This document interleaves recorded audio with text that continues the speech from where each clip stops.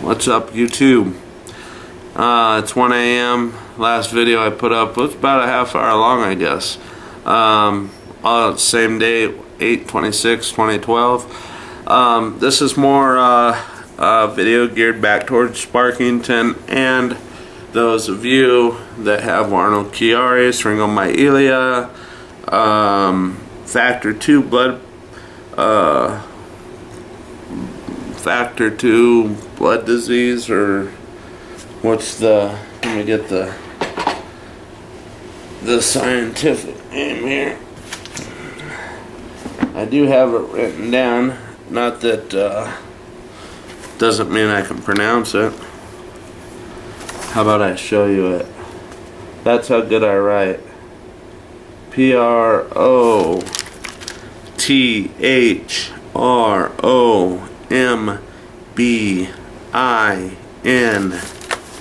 That's the first word. That's 2010. So 20210 mutation. So, however, that's also known as factor 2 mutation. I don't much know a whole lot on the factor 2 mutation, but I'm learning. But on to you, my fine Sir Brian. It's good to keep a positive attitude like you got, and to be happy with what you've got going on and stuff like that. Don't be afraid to call yourself a mama's boy, or just say I sound like a mama's boy, because I'll put it right here, I'll put it on TV, I'll put it wherever it needs to be. I was a mama's boy to the day she died. Still am a mama's boy. Still miss my mom greatly. My mom was my life, and I looked to her for many things, and it was hard to A, learn to live life without my dad when he passed, but B, later on when my mom passed, it was a real challenge to learn how to live life without her. She was a great support system. She understood me. She listened to what I had to say. I wasn't talking to deaf ears. My wife's a very genuine lady, very straightforward, as am I. I am a very straightforward person. Usually when not usually, but when I put it out, I mean what I'm saying. And if I know I've messed up, I'll come back and correct myself, and I've done it on YouTube. But my wife, what I was talking about with you and your wife, and you said your wife's shy, and that's fine. Make sure when you go to these doctor's appointments and stuff that you bring her with at all of them. And the reason is, you can bring your daughter with you to Oro's office. I brought my son with me. Because there's going to be a lot of stuff said that you're going to forget. And I know that because this disease brings, it's like short-term memory loss. So it's good to have her there with you at all your appointments. I don't know if she's a homemaker or not. If she is a homemaker, then yeah, include her. If she's not, it makes it a little tougher. But try to include her into all your doctor's appointments. It's so very important. As this disease progresses, things can get worse. Like I've said, the surgery's not a cure. It's to slow down the progression. It's not uncommon to have several surgeries, and I say several, 2 or 3. decompressions. I know a lot of people, like I've said, that have had them. You, on the other hand, are going into a surgeon who happens to be one of the top surgeons there is, and I swear to you, I feel as if he is an angel in my life. Dr. Oro was not practicing Chiari. He was a neurosurgeon for many years, and then got into the teaching side of it at the universities. And I want to say, I don't know if he told you this story, so if he did, bear with me, I'm sorry. I want to say one of his students did something on Chiari, or they come across Chiari in one of the study books, and he didn't know all too much about it. And as he became engrossed in it, he removed himself out of the classroom and started practicing again. I think it was in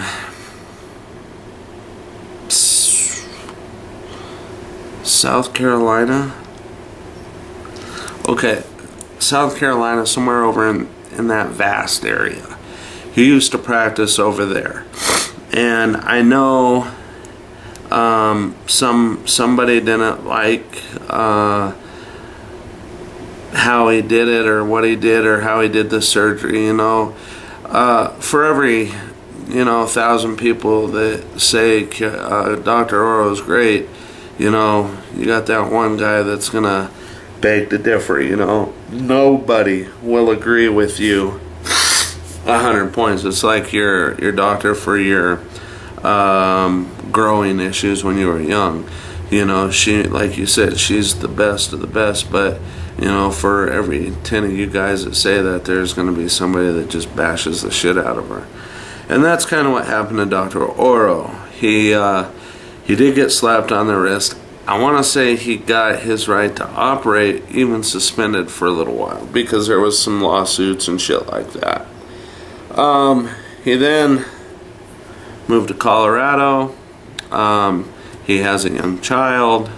I'm the type of person, I want to know who you are, so I ask those questions, and it drives my wife nuts.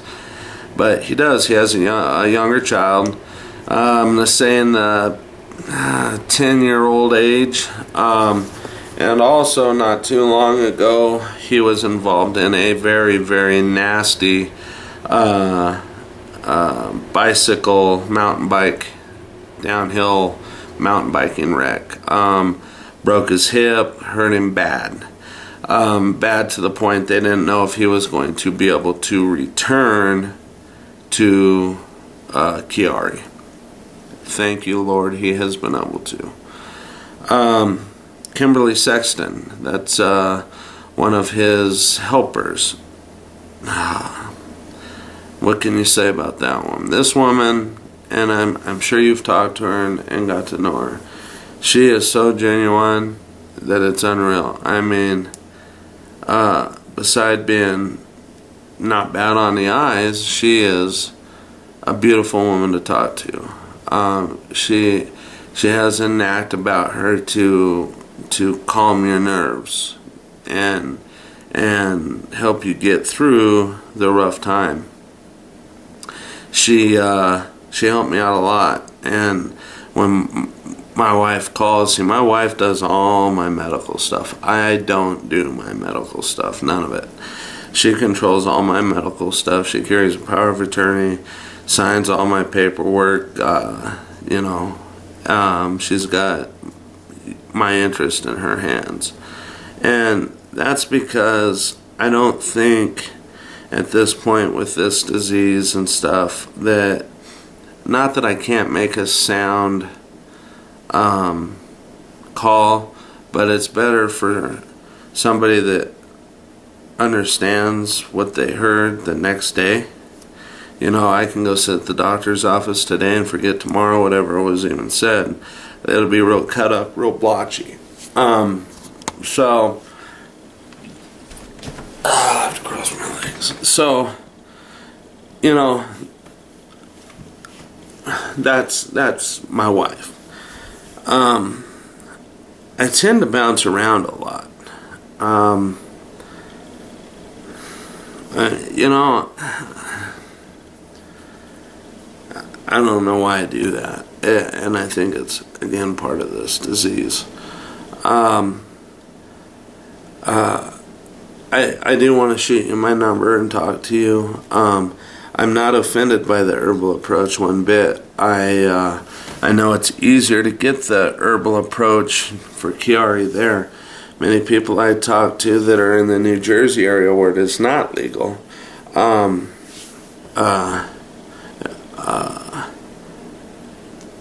have a big problem with that. One of the reasons that the herbal approach works so well is, and I'm not saying I haven't used the herbal approach because I'd be lying to you. I did go through all the hassle and fought the state of New Mexico to get my card.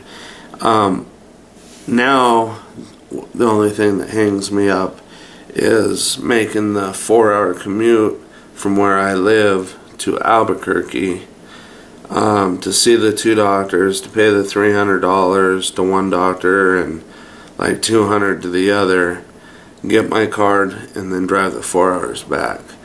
A, money, and B, it hurts to be in the car for extended periods of time like that. So am I against that? Absolutely not. I think it works great. It was helping me sleep, but with all the blood problems that popped up, I started having a lot of trouble breathing all of a sudden, and when we went to the hospital, I found out I had a blood clot in my lung. I had a pulmonary embolism in my right lung.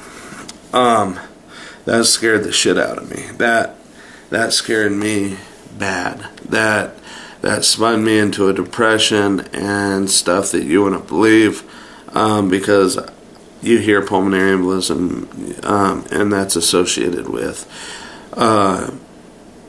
the people that were left behind from Eric Jeffs were his wife, his 2 kids, and he died of a pulmonary embolism. You never really hear pulmonary embolism in a good way.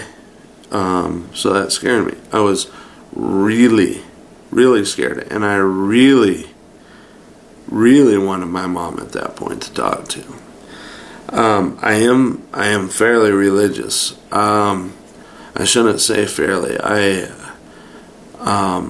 My belief is that, and if this scares people off, I'm sorry. But I know who my creator is, and I know who's in my heart, and I know who I love, trust, and long to be with.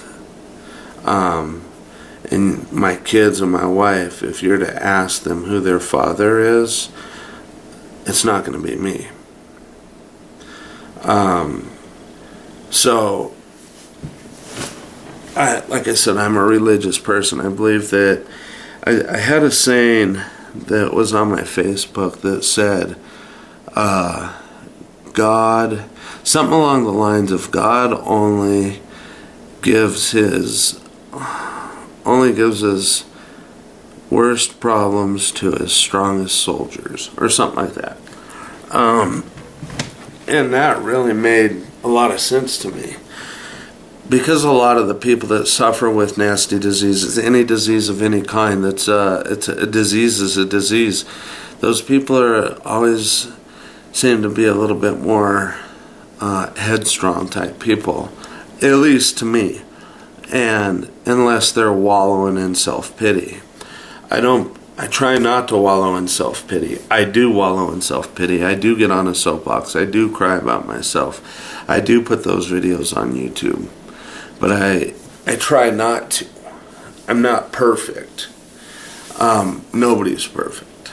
But, so, anyway, how I got on all that from the herbal thing, I don't know. But the herbal route, and you may laugh, but I am home all the time because I am 100% disabled. So I get a chance to watch a lot of daytime TV, and from time to time I'll watch Dr. Oz. It's actually not a bad show. You learn a lot about women because it's more of a women's based show. But he did an episode with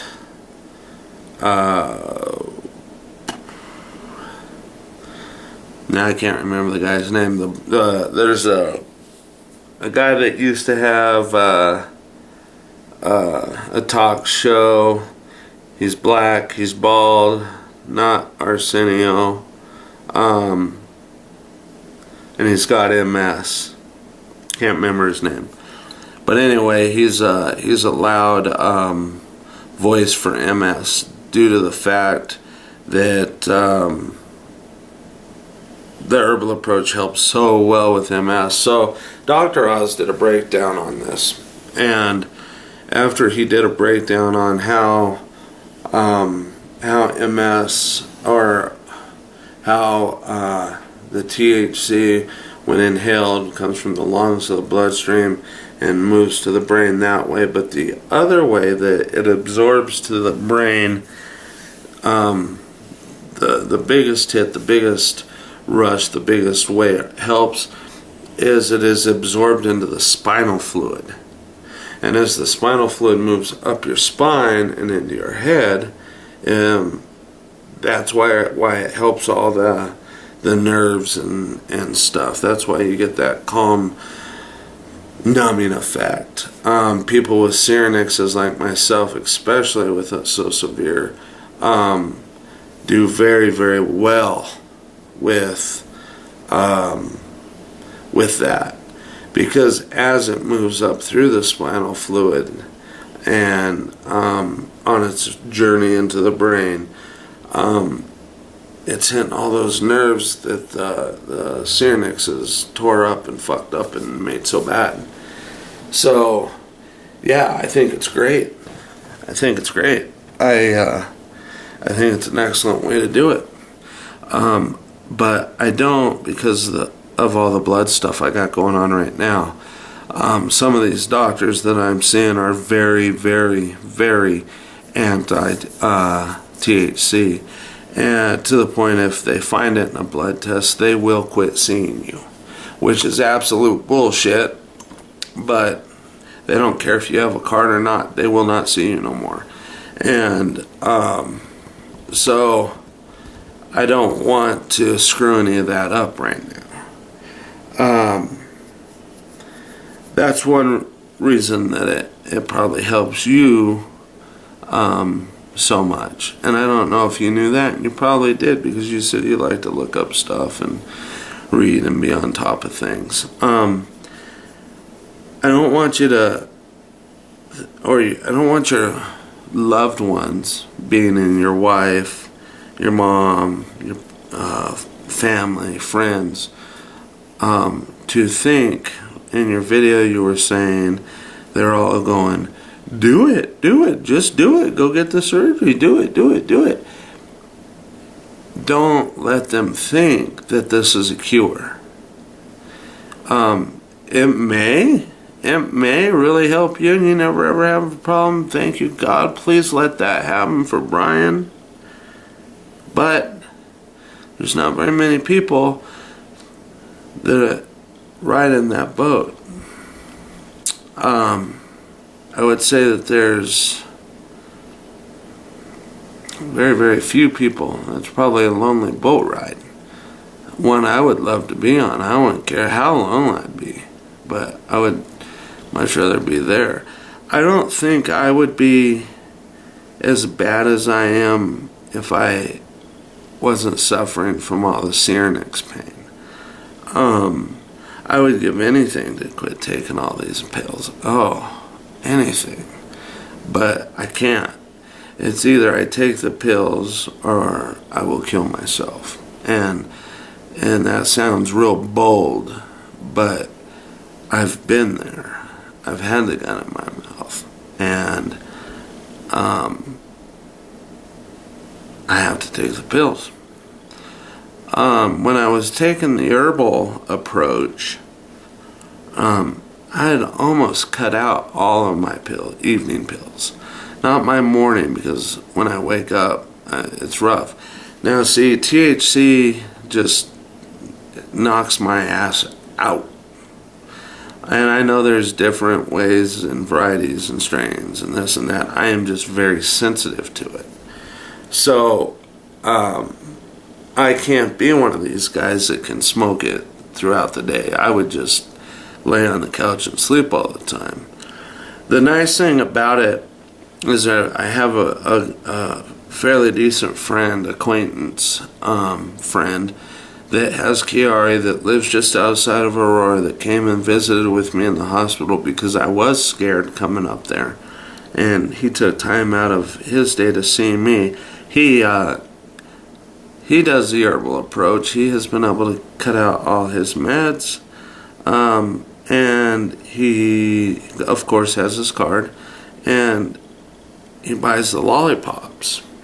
So when he's out in town, he's got a lollipop stuck in his mouth, and he's walking by cops and driving down the highway with a lollipop hanging out of his mouth, and it works for him.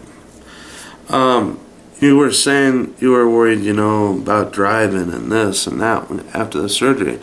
It's kind of a funny story. My friend up there, his name's Slade.